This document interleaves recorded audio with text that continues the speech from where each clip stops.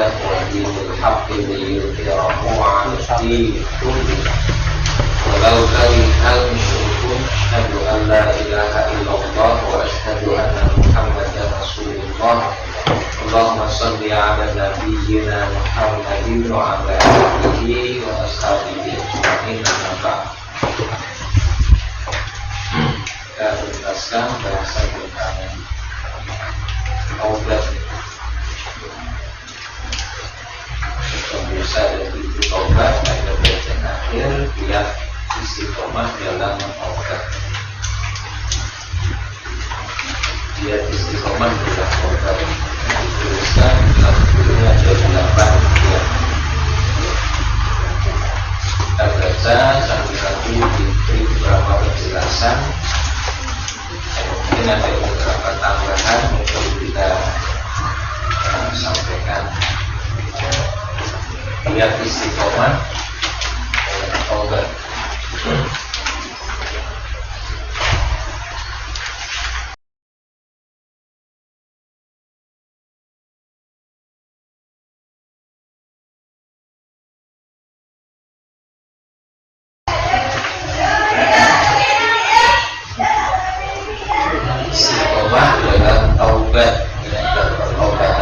Bisa terjaga, terpelihara terus-menerus sampai dunia kita tinggalkan. Allah tetap dalam keadaan bertaubat kepadanya. Pertama, ikhlasun niat, niat yang ikhlas. Bertaubat tidak akan bertahan lama kecuali benar-benar semata-mata berharap keridhaan Allah Subhanahu wa Ta'ala. Kalau meninggalkan dosa karena punya kepentingan pada manusia, punya kepentingan pada kesenangan duniawi, maka tidak akan bisa bertahan lama. Dia akan kembali tatkala kepentingannya sudah tidak ada. Dan yang bertobat kalau ada kepentingan yang dia inginkan. Tapi kalau seorang bertobat dengan niat ikhlas mengharapkan ridho Allah, maka akan terjaga bertobatnya.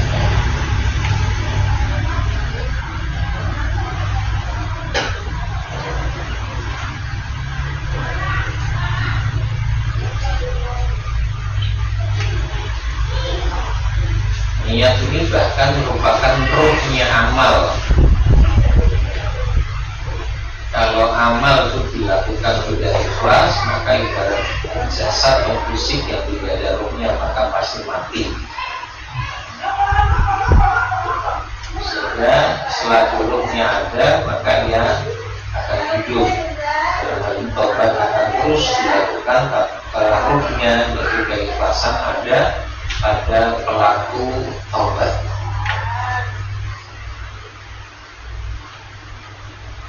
Yang kedua, al-islah, yaitu memperbaiki. Jadi segera melakukan perbaikan di setiap kali dosa dilakukan. Wa atiis sayyi'atal hasanata.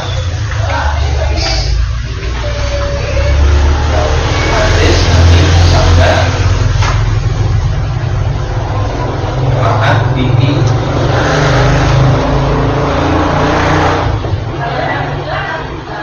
as-sayyi'ata hasanah.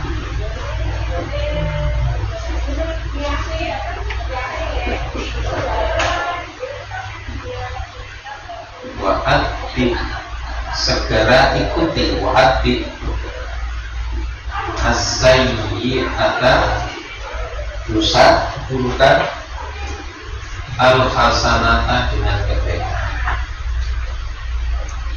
Segera ikuti perbuatan dosa terlanjur dilakukan itu dengan melakukan kebaikan, tamhuha, maka kebaikannya akan menghapuskan dosa.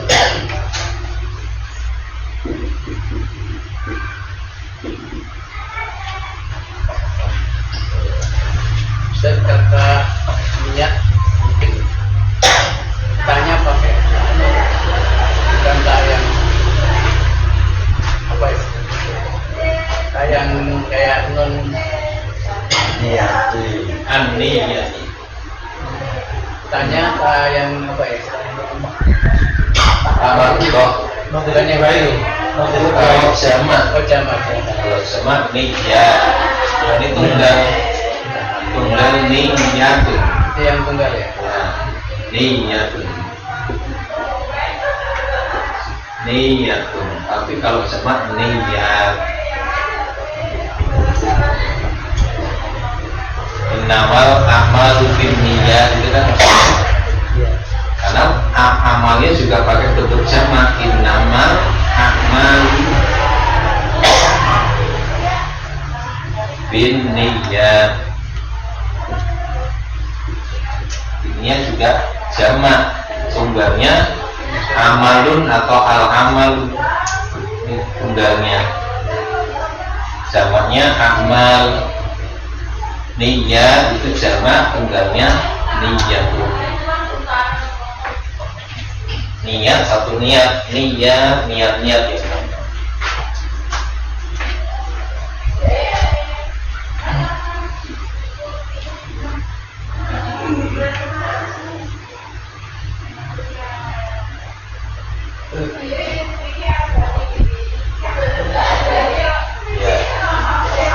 Setiap kali terlanjur berbuat dosa, segera lakukan kebaikan. Dan itu seterusnya sampai dorongan melakukan dosa itu akan melemah. Dan kebaikan yang dilakukan secara terus.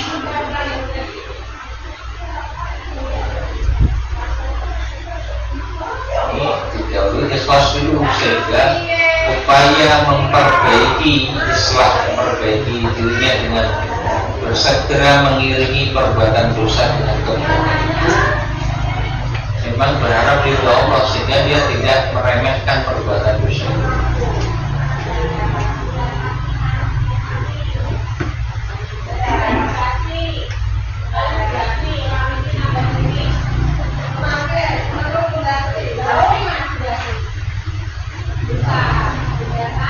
Para ulama mengatakan al-iman yazid wa yanqus, yazidu bi ta'atillah wa yanqusu bil ma'asi.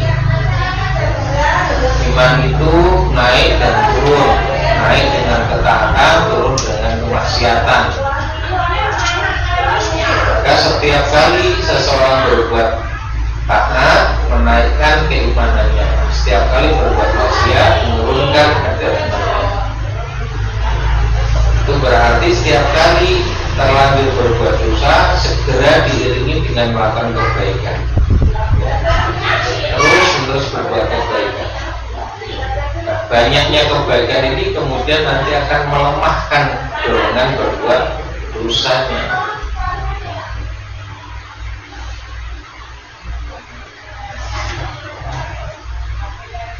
Walaupun dengan sifat yang Allah berikan pada manusia, yaitu potensi dorongan berbuat dosa itu tetap ada. Bukan untuk membolehkan kita, tetapi Allah memang menguji dengan dorongan-dorongan di dalam nafs jiwa manusia. Setiap keadaan ada tuntutan amalnya. Melakukan kebaikan ya, mestinya membuat seseorang bersyukur kepada Allah, memuji Allah sebagai pemilik semua kebaikan, semua ya, kemampuan, sehingga tidak ada ujub.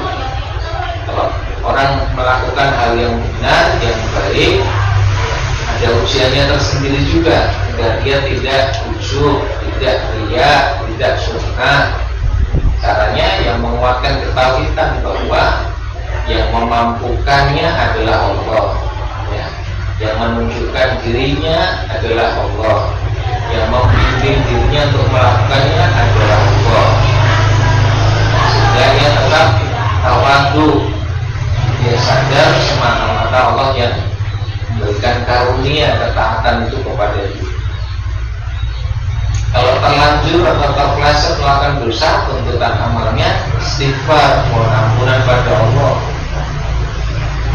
tinggalkan dosa dan kesalahan itu, bersegera mengiringnya dengan amal kebaikan tuntutannya.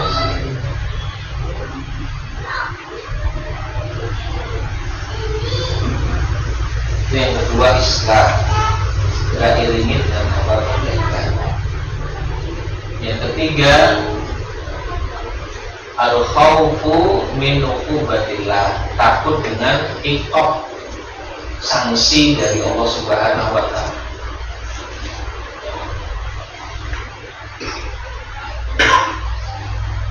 Khauf itu akan menjaga seseorang dari melakukan dosa. Khauf akan mengendalikan seseorang sehingga tidak berani menerapkan larangan.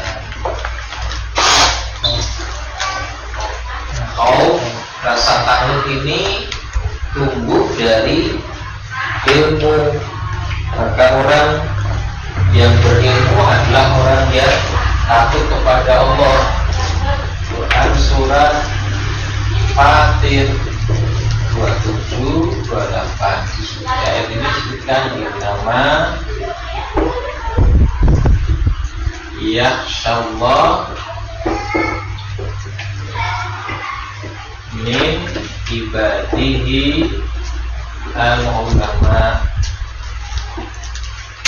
Innama yakhshallaha min ibadihi al-ulama. Sesungguhnya yang takut kepada Allah dari hamba-hambanya adalah al-ulama, orang-orang berilmu. Maka ilmu ini menumbuhkan rasa takut. Takut ini bisa khauf, bisa khosyah.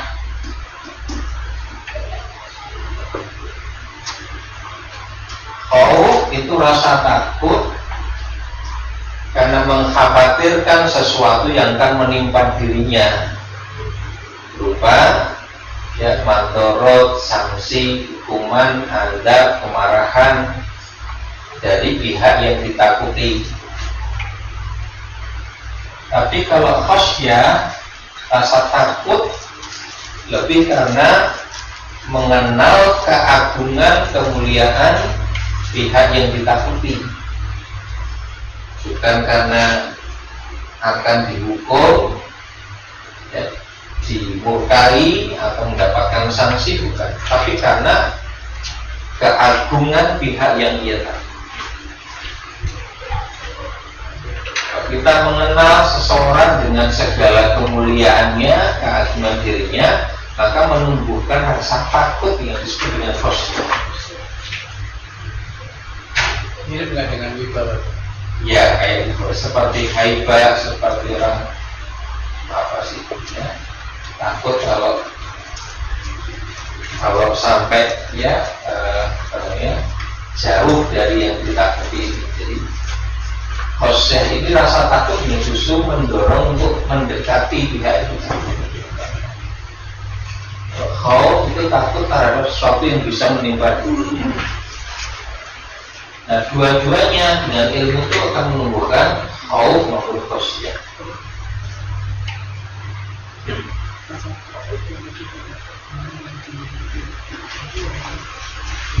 Dari keduanya ini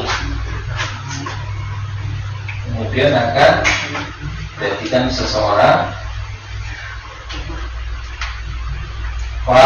berhati-hati, jangan sampai melakukan sesuatu yang melanggar.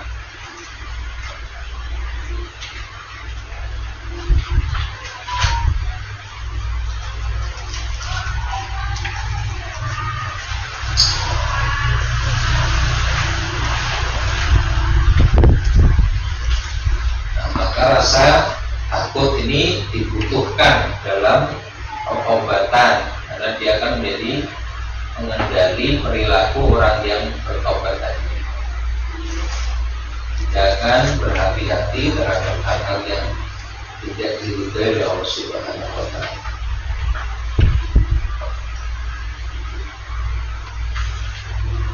Yang keempat,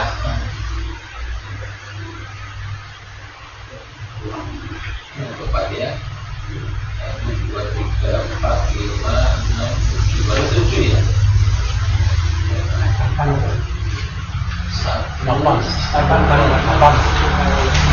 Baru 7 ya. 4 Al-Azam, 5 belum ya. Iya, ada yang lewat 5 itu dengan luasnya ampunan dan rahmat Allah.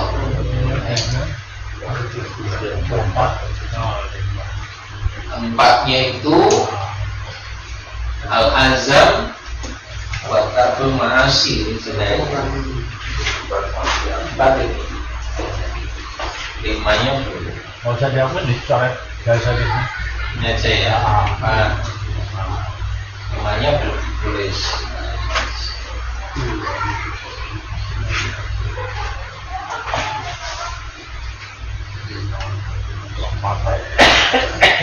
Lima ini kebalikan dari khauf. Ini ar-raja,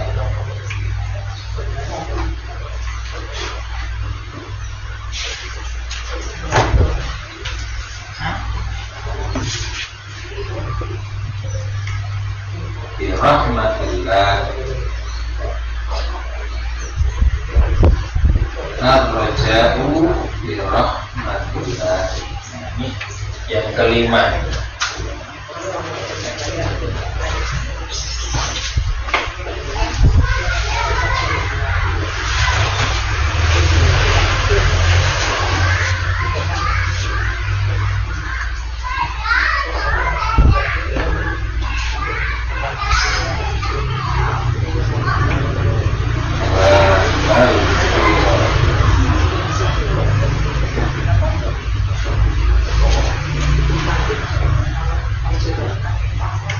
Ar-raja'u bi rahmatillahi wa maghfiratihi.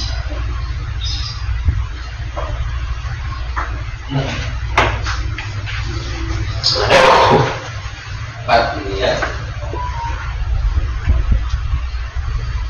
4 al-azmu, azam, berazam. Satu bertekad ya, tidak mengulangi misalnya. Wa tarkul ma'asi, dan meninggalkan kemaksiatan. Nah, ini digabungkan azam dan ya meninggalkan maksiat itu, karena harus ada tindak lanjut yang langsung untuk segera. Dari tekad untuk tidak mengulangi itu harus disertai segera tinggalkan perbuatan maksiat. Kalau tekad tidak disertai dengan upaya sungguh-sungguh meninggalkan maksiatnya, ya balik lagi. Nah, tarkul ma'asi itu termasuk meninggalkan lingkungan yang bisa menstimulasi dia melakukan maksiat tersebut. Segala yang bisa menyeret pada maksiat itu sudah ditinggalkan.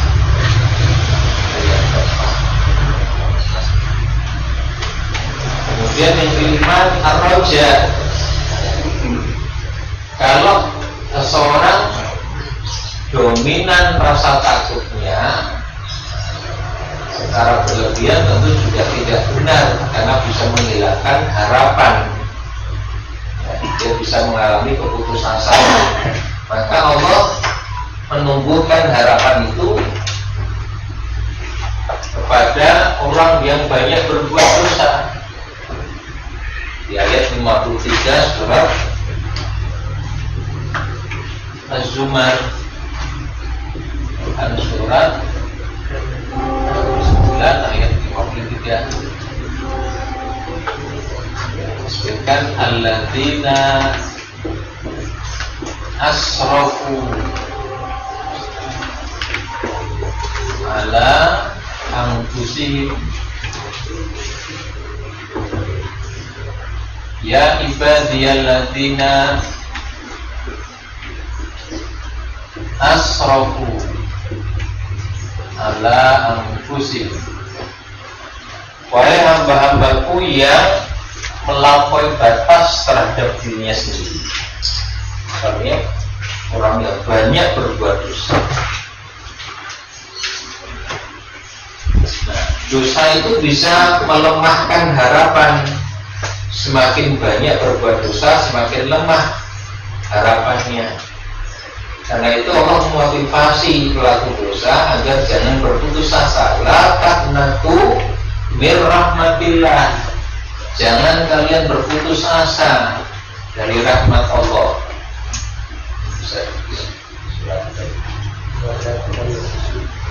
Jangan kalian berputus asa dari rahmat Allah. Innallaha yaghfiru dzunuba jami'a. Sesungguhnya Allah mengampuni semua dosa. Nah, ini roja harus ditumbuhkan sehingga tidak mengalami keputusasaan, menjadi dorongan kuat untuk benar-benar ya bertobat.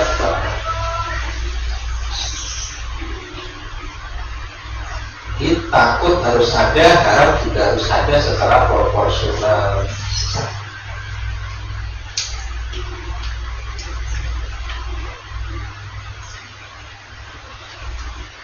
Yang keenam, iktsaru dzikrillahi wa du'a. Perbanyak zikir kepada Allah dan berdoa kepadanya.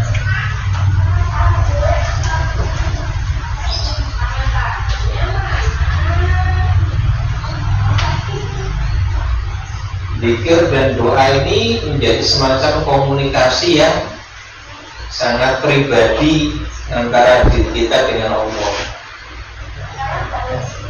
sehingga hubungan yang sangat khusus, sangat privasi ini akan ya menguatkan hubungan seseorang dengan Allah, mendekatkan dirinya kepada Allah, mengakrabkan ya, seseorang dengan Allah. Kedekatan dengan Allah tentu akan menjadi sebab Allah Subhanahu wa taala membimbingnya. Aqarrub ilallah, kita sudah pernah baca hadisnya ya. Ma yataqarrabu ilayya abdi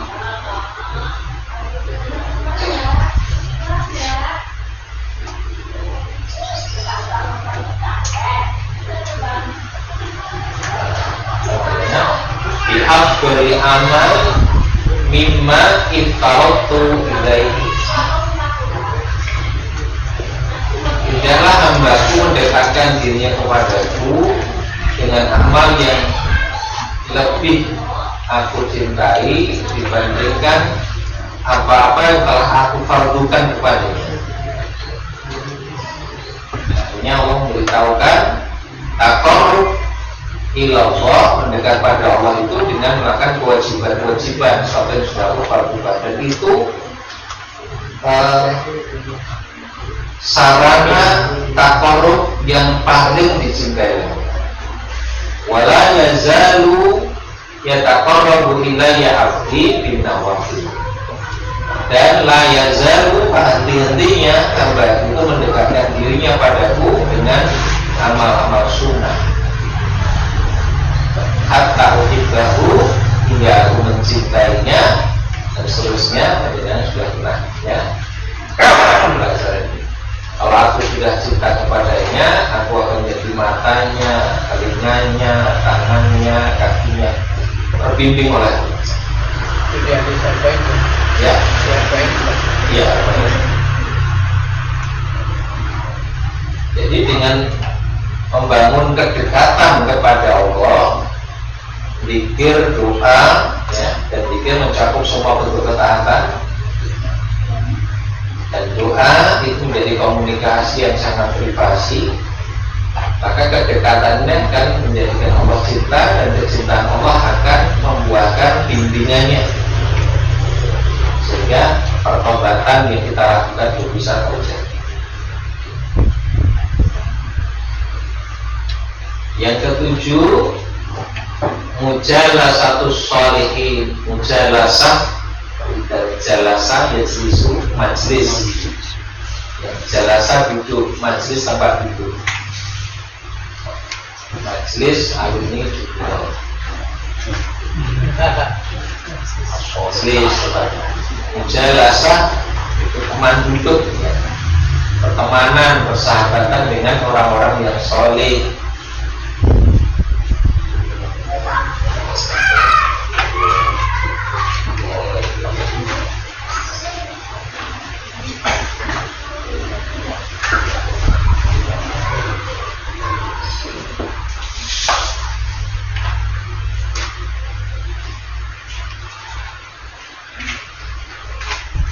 Sering disampaikan hadisnya, almar'u ala dini khalili.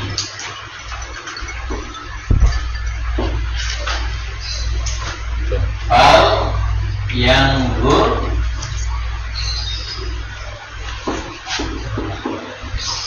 man yukhalilu.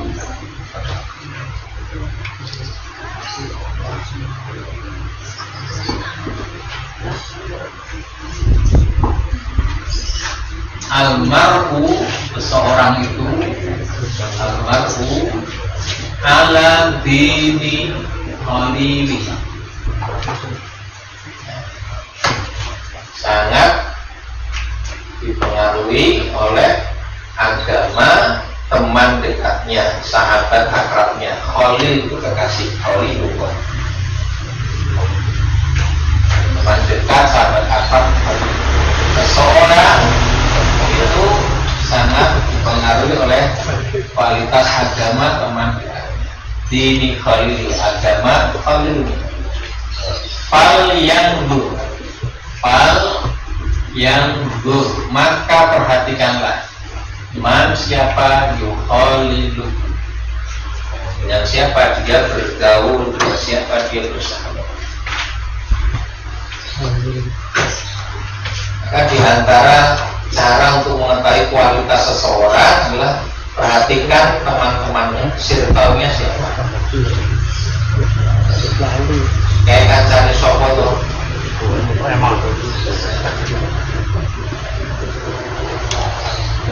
Kancane Pak Oto apa kancane Pak Widi.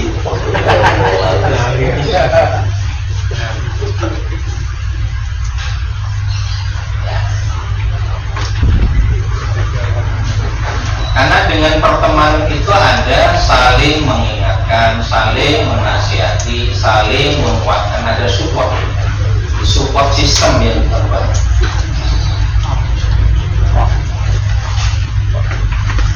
Kita tidak selalu bisa sendirian, tidak selalu mampu dan kuat sendiri. Kita kadang-kadang butuh penguatan, butuh dukungan, butuh motivasi. Jika kita cerita ada membutuh orang saya dulu oke.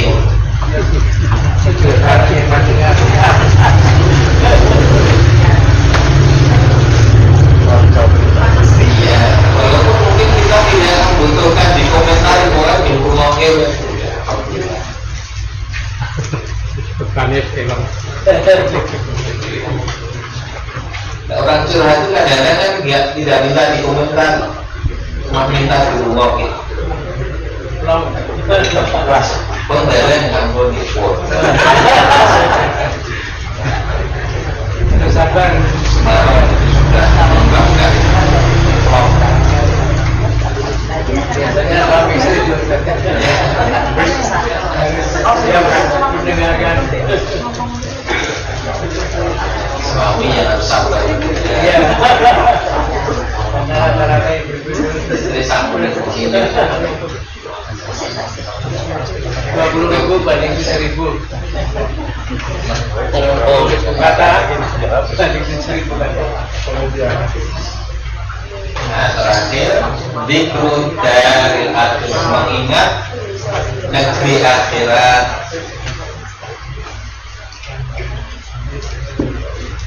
Agar kita sadar betapa kehidupan di dunia ini tidak selamanya. Ada negeri yang sedang kita tuju.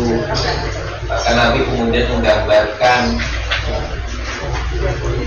bahwa dunia ini seperti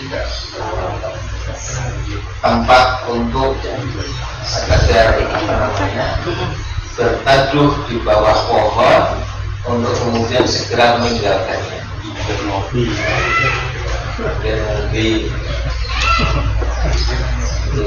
Jalil sing sering ngombe-ngombe Ngombe kopi.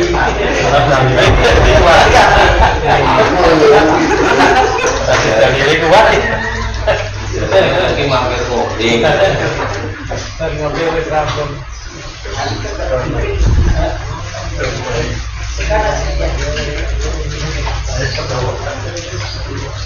Terus saya wis bubar.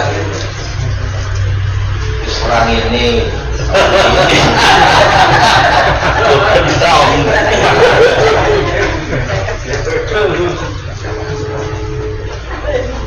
Sawang sinawang belum sih. Saya punya pengalaman. Baik itu tuntas ya bagian akhir dari bab yang ketiga. Dan istiqomah di dalam Ya tanya Pak, Ya, jadi silakan. kalau kita memiliki dosa yang besar sampai dosa itu ya, melakukan syirik ya, dalam surat An-Nisa An-Nisa 48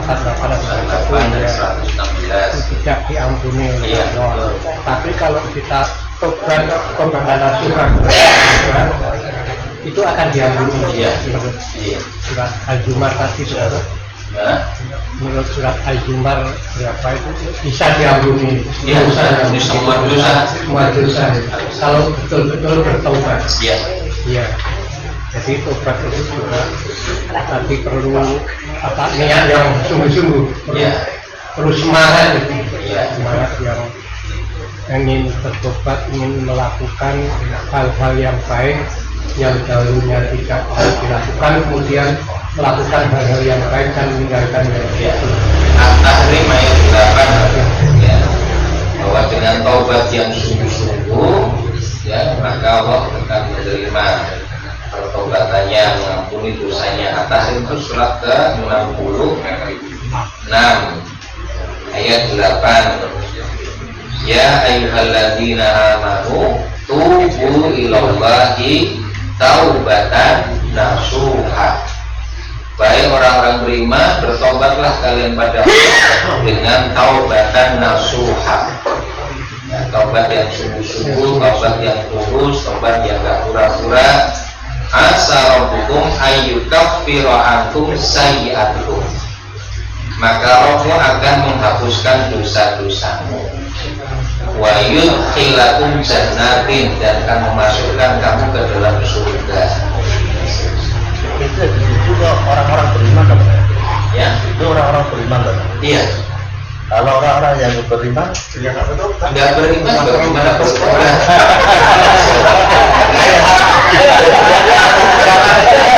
kalau kebakaran kayak gini kan banyak yang tobat lah. Amal apapun diterima kalau landasannya iman. Nggak ada iman, nggak ada yang terima amal sebaik apapun. Iya.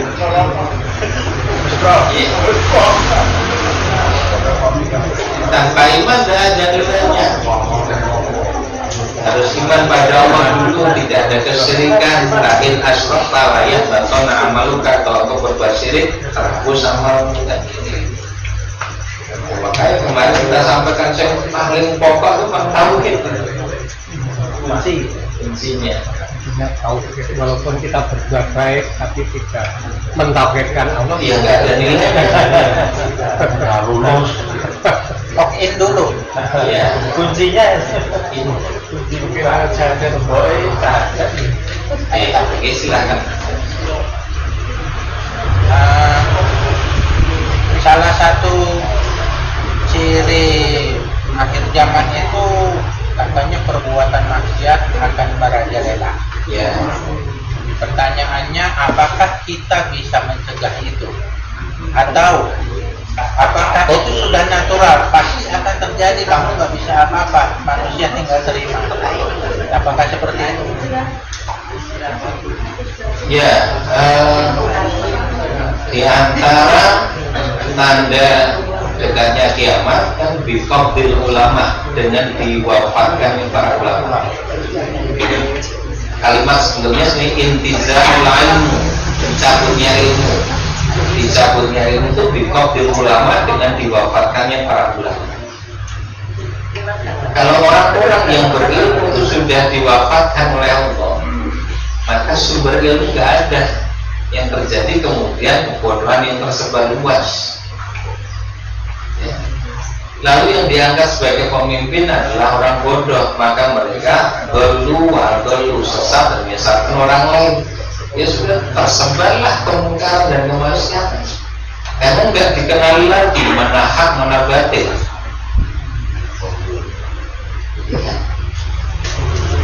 Nah, ini adalah satu kondisi yang ditetapkan oleh Allah, karena tatkala akan dihancurkan seluruh yang ada, itu sudah nggak ada orang kenal Allah. Orang-orang berilmu diwafatkan dulu, orang-orang soleh dimatikan dulu. Selagi ada orang yang mengucapkan kata Allah, ada terjadi kiamat. Ada orang-orang yang berbuat kebaikan diselamatkan oleh Allah dari bencana massal, dari dulu. Masa Nabi Nuh diselamatkan Nuh dan para pengikutnya. Nabi Nuh diselamatkan oleh Allah dengan para pengikutnya. Selalu. Jadi tatkala sudah dilakukan kehancuran secara total, maka yang baik diselamatkan dulu.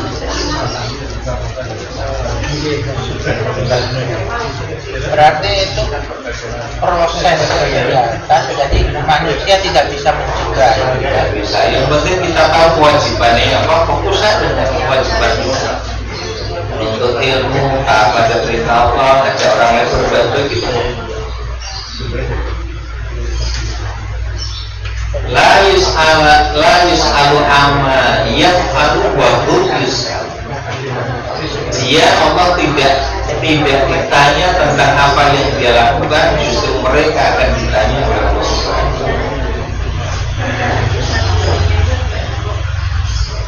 Kita ini hanya berupaya untuk mengetahui, mengenali tugas kita apa, lakukan dengan sungguh-sungguh, lalu berharap Allah akan menolong kita.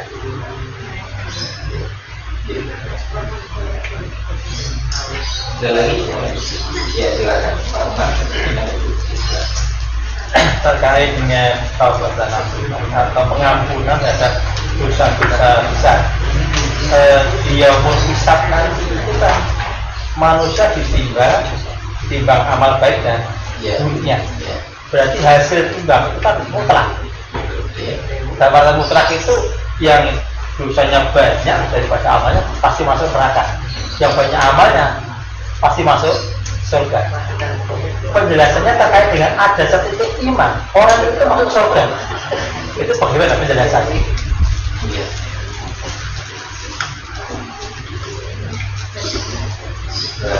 Ada setitik iman, dia pasti masuk surga. Iya. Cuman langsung masuk surga atau neraka dulu itu masalahnya.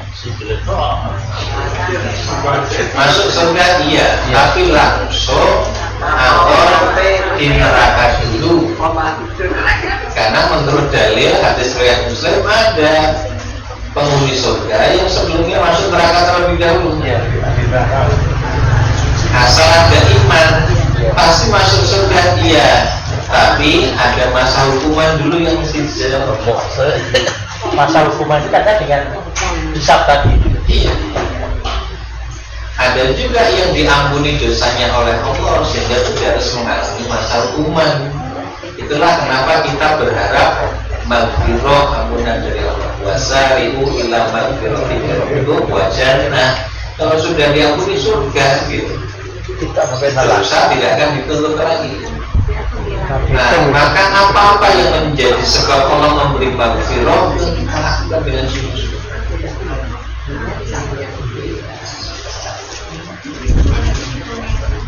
Itu di surat An-Nisa tadi kan, Allah tidak mengampuni dosa syirik, tapi mengampuni dosa selain syirik bagi siapa yang dikehendaki. Nah, bagi siapa yang dikehendaki berlaku syarat-syarat bagaimana diampuni dosa itu oleh Allah Subhanahu wa Ta'ala. Gitu.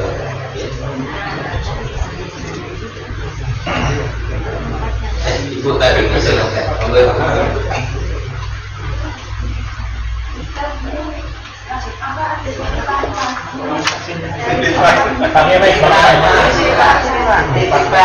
Titipan menanya, ya saya ada titipan jawaban. Assalamualaikum warahmatullahi wabarakatuh. Jadi misalnya ada teman saya yang ikut turun judicial. Ya itu kan dulunya belum tahu hukumnya seperti apa. Nah akhir-akhir ini kan sering dikirimi sama saudaranya. Asuransi ya Mas? Iya, asuransi potensial. Nah kan itu ada perjanjian harus 10 tahun kayak gitu. Terus mau diambil sekarang kan otomatis harus karena ada perjanjiannya. Terus ini teman saya itu galau. Kalau lepas mau lanjut itu kan udah tahu hukumnya, katanya haram kayak gitu.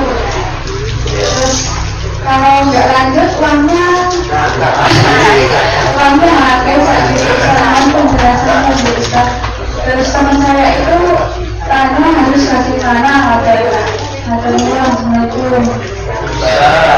Itu dia disuruh ke sini. Dulu pernah kita sampaikan asuransi dalam bentuknya yang sekarang banyak ya dipraktekkan di dalam ilmu fikih masuk persoalan-persoalan yang baru, tapi bukan berarti tidak diterapkan hukumnya ya. Yang masuk fikih kontemporer, fikih kekinian karena perkembangan ya kehidupan manusia. Tapi ada bagian-bagian tertentu yang kita menemukan prinsip-prinsipnya di dalam syariat. Tapi detailnya bisa jadi ada bentuk-bentuk bagian-bagian sarana-sarana yang muncul kemudian yang dulu tidak ada. Nah karena itu para ulama fikih melakukan ya, ijtihad, mengerahkan segenap kemampuan berpikir untuk menggali kepastian hukum dalam problem yang terjadi. Karena agama harus menjawab dan menyikapi persoalan-persoalan yang dihadapi. Ya, maka para ulama yang memiliki kedalaman ilmu ya dalam sumber ya hukum yaitu Quran dan hadis melakukan proses ijtihad. Sehingga hukum asuransi merupakan istihadiyah di kalangan ulama, sesuatu yang diistihadkan di kalangan ulama.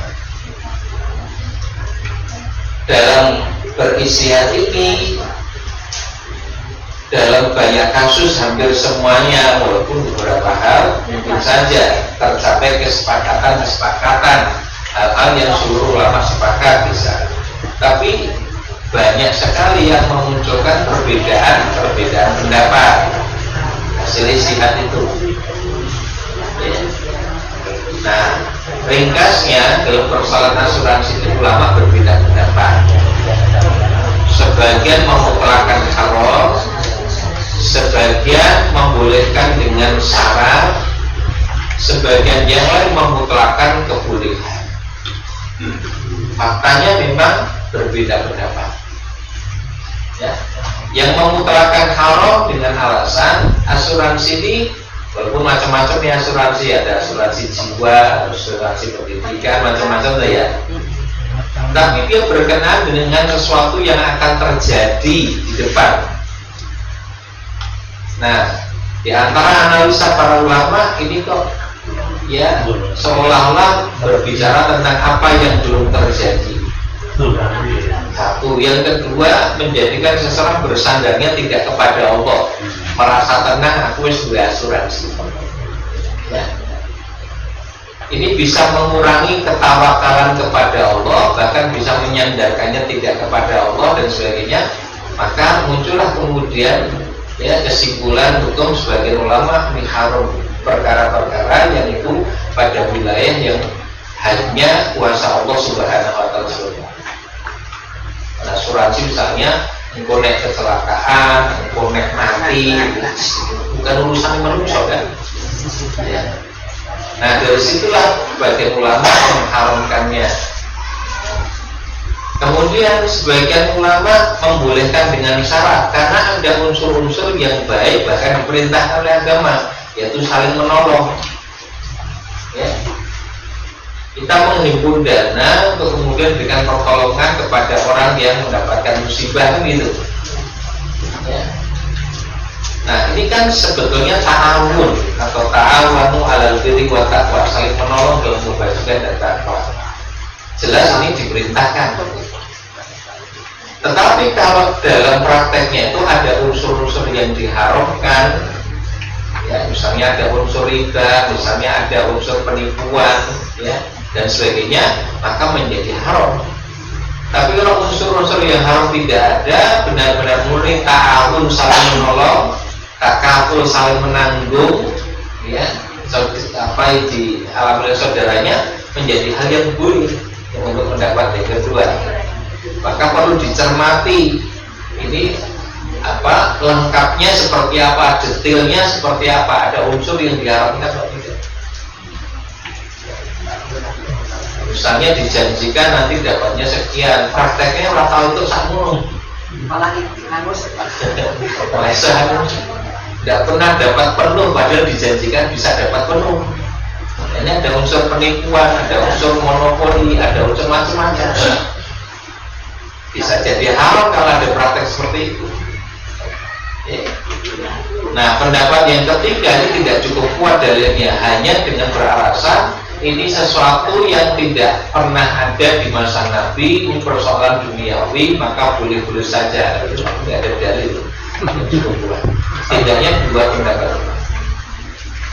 Nah, sehingga dari sisi hukum tadi, ya kita nggak bisa memutlakkan sesuatu yang di situ ulama berbeda pendapat. Tapi kita boleh memilih mana yang lebih selamat. Prakteknya sekarang malah seluruh Indonesia mau BPJS KB, asuransi juga ya. Nah, jadi mana yang lebih selamat silahkan tuh. Jadi tidak bisa dimutlakkan. Seandainya memilih pendapat yang mengharamkan, dalam kasus mahkumangan, kalau kata ini dipahami dan dia yakin dengan keharamannya, kalau benar yakin dengan keharamannya sudah tinggalkan rasa mikir duitnya hilang. Ya. Seorang mukmin kan lebih takut azab Allah ketimbang duitnya hilang. Nah, faktanya kita masih mikir duit. Yang ini ragu soalnya duitnya utuh. Padahal kepatuhan kepada Allah seringkali memang harus mengorbankan, apakah harta, apakah jiwa, kan itu. Jadi kalau memang yakin ini haram, misalnya apa namanya judi online, keuntungannya besar, tapi jelas haramnya. Kalau orang takut pada Allah kan nggak peduli duitnya akeh positif kan. Sudah tinggalkan saja ketimbang yang murkai oleh Allah, ketimbang dapat adab Allah kan gitu. Pertimbangan pokoknya adalah keridhaan Allah Subhanahu wa taala. Ya. Nah, tapi terus pikir ada yang membolehkan wis ra ora sindro misalnya. Ini semata-mata bukan itu. Kalau memang ada unsur yang haram, maka pilihan tepat tinggalkan. Tapi dicermati betul tadi unsur-unsurnya. Saya nggak tahu persis juga ya. Misalnya apa tadi asuransi apa? Potensial itu seperti apa? Detailnya saya juga Ya, cermati ada nggak bagian yang diharamkan? Kalau ada, diharam. Ya. Kan dalam prinsip muamalah kan masuk wilayah muamalah, hukum asalnya mubah boleh, tapi hukum mubah itu bisa berubah jadi makruh, jadi haram, atau jadi sunnah, jadi wajib, bergantung unsur-unsur yang membersamai, menyertai. Nah, unsur-unsur yang menyertai itu sesuatu yang diperintahkan bisa jadi sunnah, bisa jadi wajib. Kalau di dalamnya malah ada unsur-unsur yang dilarang, bisa makruh, bahkan bisa menjadi haram. Gitu ya. Wallahu a'lam. Masih ada? Cukup? Dua, silakan Pak. Ya, terkait dengan yang tadi Pak.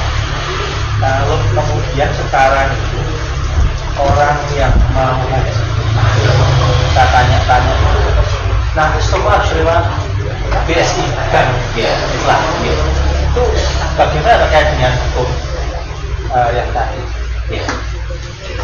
Itu Pak. Dulu kita pernah sampaikan, ya, pernah kita bahas bersama. Perbankan di Indonesia itu faktanya memang belum 100% syariah. Menginduknya tetap ke Bank Indonesia yang tetap menggunakan sistem yang ribawi. Ya. Jadi tidak bisa kemudian dihukumi dengan kondisi yang sudah ideal. Ya. Yang paling penting kan begini. Nah, mengatakan man ra'a minkum munkar, kalau kita mendapati ada satu kemungkaran, kalau bisa diubah dengan tangan, nggak bisa diubah dengan lisan, nggak mampu juga, maka dengan hati, dan itu selama-lamanya minimalnya hati kita nggak pernah ridho dengan hal-hal yang belum selaras dengan syariat. Tapi ketidakrelaan itu tentu harus ada upaya untuk memperbaikinya. Dan Allah menuntut itu bukan pada hasilnya nanti sukses atau tidak, tapi seberapa sungguh-sungguh kita mengupayakan. Jadi kalau kondisinya memang belum ideal terwujud tuntunan Islam dalam kehidupan ini secara total, kita tidak bisa kemudian mengumpulkan hukum misalnya ini haram, ini tidak boleh. Nah, yang dituntut adalah kita bersungguh-sungguh untuk melakukan yang boleh, yang halal, menjauhi yang dilarang. Pada bagian-bagian yang belum sepenuhnya bisa terwujud, ya sudah berupaya untuk terus memperbaiki. Ya. Kalau memungkinkan melakukan upaya sendiri, tidak harus lewat satu sistem yang di situ ada kemungkaran, lakukan itu. Kalau tidak bisa kecuali harus dengan itu, ya berlakulah keadaan darurat. Bahkan dalam fikih atau hukum Islam itu yang haram pun bisa menjadi boleh kalau kondisinya darurat. Tapi darurat itu apa yang juga harus didefinisikan. Darurat itu jika mengancam keselamatan jiwa. Ya. Mengancam keselamatan jiwa itu penilaiannya harus dari ahlinya, tidak subjektif oleh masing-masing orang. Nah, baru kemudian bisa dinilai darurat atau tidak. Kalau darurat maka berlakulah hukum kedaruratan. Ad-darurat itu begitu seperti itu. Terkait dengan upaya, kalau kita itu mengikuti ketentuan yang telah diberikan oleh negara, pemerintah, kita nggak bisa berupaya, karena yang bisa mengubah kebijakan dari Bank Islam bukan pribadi, tapi orang-orang yang punya kewenangan, punya otoriter, ya, itu yang punya. Dan kita itu contoh, saya tanya-tanya, nanti semua tabungan haji itu akan lewat BSI semua. Secara pribadi kita nggak bisa ada upaya. Jadi kita mengikuti aja, sudah buat berarti ya. Iya kan, tapi sesuai dengan kemampuan. Kalau tidak mampu ya kita yang paling tidak hati kita tidak rela. Tapi ada upaya kita lakukan. Upaya apa? Kita akan bisa menyuarakan sistem ini kelirunya di mana. Ya. Jadi kalau semuanya diam ya tidak ada koreksi yang dilakukan. Disitulah tawasaw bil haq, tawasaw bis sabr, yad'una ilal khair wa ya'muruna bil ma'ruf wa yanhauna 'anil munkar. Harus menyuarakan kebenaran. Ya mungkin tidak langsung pada saat itu langsung berubah, tapi proses membangun opini untuk melakukan koreksi pada sesuatu yang mungkin ya belum selaras dengan tuntunan syariat. Nah itu upaya untuk nahi mungkar dengan lisan. Bahkan kalau orang punya kewenangan, dia harus nahi mungkar dengan kewenangan yang dimiliki. Tidak punya kewenangan, tidak mampu bersuara, setidaknya hati itu mengingkar. Cuma ketika Nabi mengatakan wadhalika hakul iman, ini sudah peringatan, warning gitu. Ini selemah-lemahnya iman kalau hanya sekedar mengingkari dengan hati. Artinya harus ada upaya lebih yang dilakukan. Ya. Nah, jadi dorongannya sangat kuat sebenarnya dalam berislam ini, tidak boleh membiarkan kemungkaran itu terus berlangsung. Ya, mulai dari diri kita, keluarga, masyarakat itu terus upaya perbaikan harus dilakukan. Ya, maka hasil ngaji itu harus cetro gitu. Orang mengerti terus wes gitu. Ini kemudian praktekkan di diri kita, praktekkan di keluarga kita, praktekkan di lingkungan terdekat RT, RW, ya, kelurahan, sehingga proses perbaikan itu berlangsung.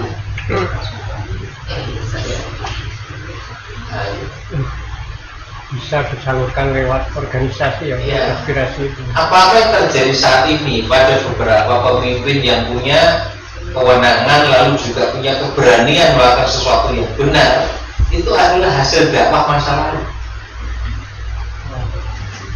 Ya. Kita coba cermati. Dulu mungkin tidak banyak orang ngerti agama. Ya. Bahas sholat itu orang, ngaji apa meneh. Tapi kan ada hasil dakwah ternyata. Kemudian orang mulai belajar agama, orang ngerti ngaji, orang kemudian mulai lebih takut dosa. Kemudian pada wilayah yang lebih luas lagi mulai ada tuntunan agama yang dipraktekkan. Nyatanya ada perubahan, walaupun tidak langsung. Tapi ternyata ngaji ini punya pengaruh terhadap perubahan kualitas ya hidup secara sosial dalam berislam. Asal kita punya komitmen bahwa leku sinau, leku ngaji memang dipraktekkan. Karena tugasnya memang itu, tugasnya itu pelajari ilmu, praktekkan dalam kehidupan, amalkan perintah Allah. Ada tiap lingkup pribadi, keluarga, sosial, negara, kemudian dunia kan. Hatta la takuna fitnah wa yakuna dinu kulluhu lillah, kalau Quran menyebut. Sampai tidak ada lagi fitnah dan agama itu semata bagi Allah. Artinya yang tegak kemudian adalah tauhid.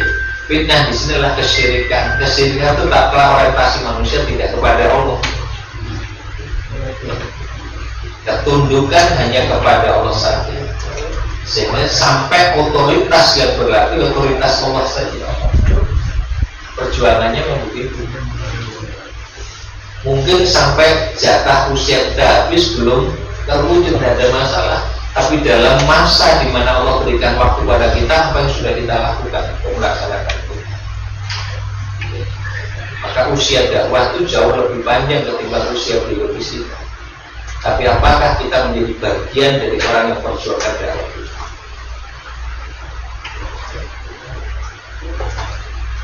Umurmu untuk apa? Ya. Usiamu untuk apa? Iya. Umurnya untuk apa kan? Ya. Awalnya agama itu belum diketahui. Ya. Kemudian diketahui. Tapi setelah diketahui orang merasa benar. Terjadilah bentrok. Ya. Nah, dari sini apa dakwah yang paling menguntungkan itu yang mana, Pak? Karena di sini sana merasa benar itu loh. Apakah kita juga akan mengikuti hal yang kayak gitu? Ya.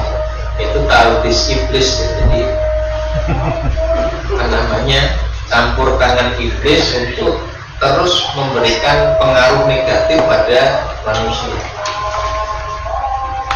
Ya, sebelum punya ilmu, bagaimana manusia nggak dipengaruhi agar tidak mau belajar. Sudah belajar kemudian yang jadi tahu atau dimasuki juga pengaruh itu. Ya, dimasukkan misalnya ujub, sombong. Kalau dia sombong dengan ilmunya, sudah mengamalkan ilmu, iblis juga akan berusaha untuk mengaruhi, ya, agar amalnya itu ya dia pamerkan pada orang lain, ria, sum'ah dan sebagainya. Jadi bagaimana manusia gagal itu akan terus dilakukan iblis. Maka yang harus diperhatikan itu adalah tipu daya setan atau justru menggagalkan upaya manusia untuk taat pada perintah. Dulu saya waktu SMP itu pernah baca buku terjemahan tulisan saya Ali ulama dari Mesir. Jadi judulnya Sehari Bersama Setan. Ya, Sehari Bersama Setan. Di berbagai yang kita lakukan dalam sehari itu setan kan coba cari celahnya untuk memberikan pengaruh. Atau perkataan Imam Al-Ghazali, semua manusia akan celaka kecuali berilmu. Yang berilmu pun akan binasa kecuali mengamalkan ilmunya. Yang mengamalkan ilmunya pun akan tertipu kecuali orang yang ikhlas. Nah, di ikhlas itu berhenti karena memang sudah tidak bisa digoda. Iya, maka iblis itu mengatakan illa min ibadatal mukhlasin, kecuali hamba-hambamu yang ikhlas aku tidak mampu. Karena orang ikhlas tidak punya kepentingan pada Allah sendiri. Jadi hasil tulis satu dua silahkan. Ada yang mengatakan bahwa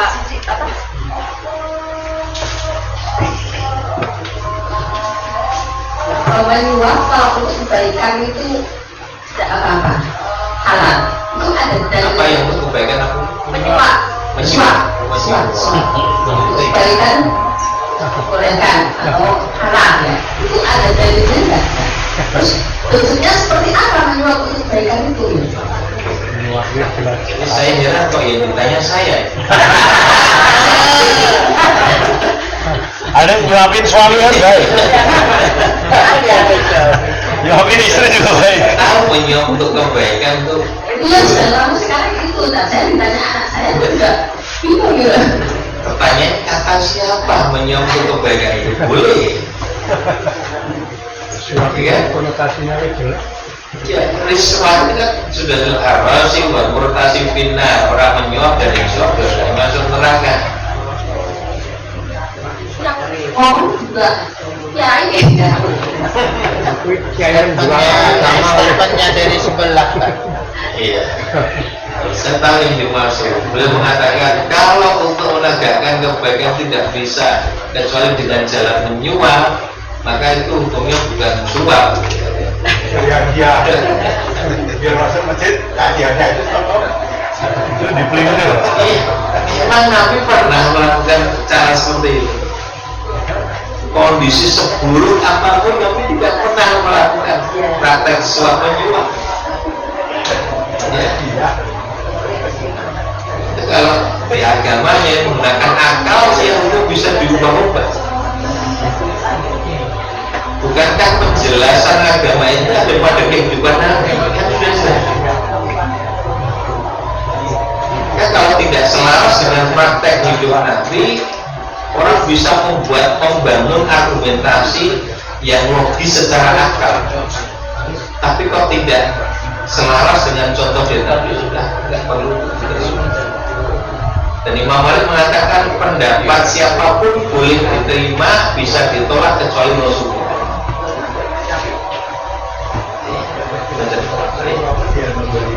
Terakhir itu kita selamat.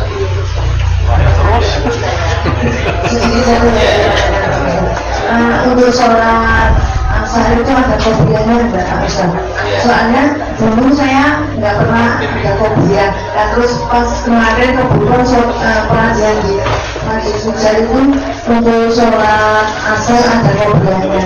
Jadi yang benar yang bagaimana? Sebelum sholat asar ada qobliyah, sholat sunat rawatib qobliyah asar. Di hadis riwayat Bukhari disebutkan 4 rakaat. Tapi ini dalam fikih masuk kategori sholat sunat rawatib ghairu muakkad, tidak terlalu dikuatkan. Tidak terlalu dikuatkan itu maksudnya Nabi tidak mesti melakukannya.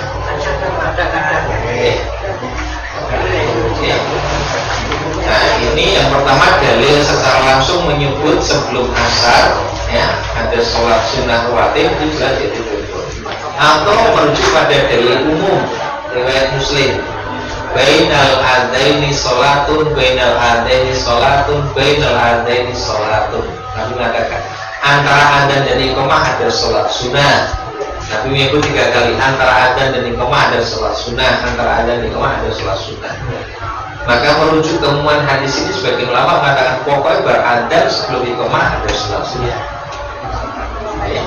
Nah, nanti masuk kategori yang muakkad atau ghairu muakkad, lihat dalam praktek yang dilakukan Nabi, kuat anjurannya tidak hampir selalu dilakukan Nabi atau kadang-kadang justru kemudian untuk menjadi pertimbangan dia muakkadah atau ghairu muakkadah seperti itu ini. Tapi maksud kalau dia itu kamu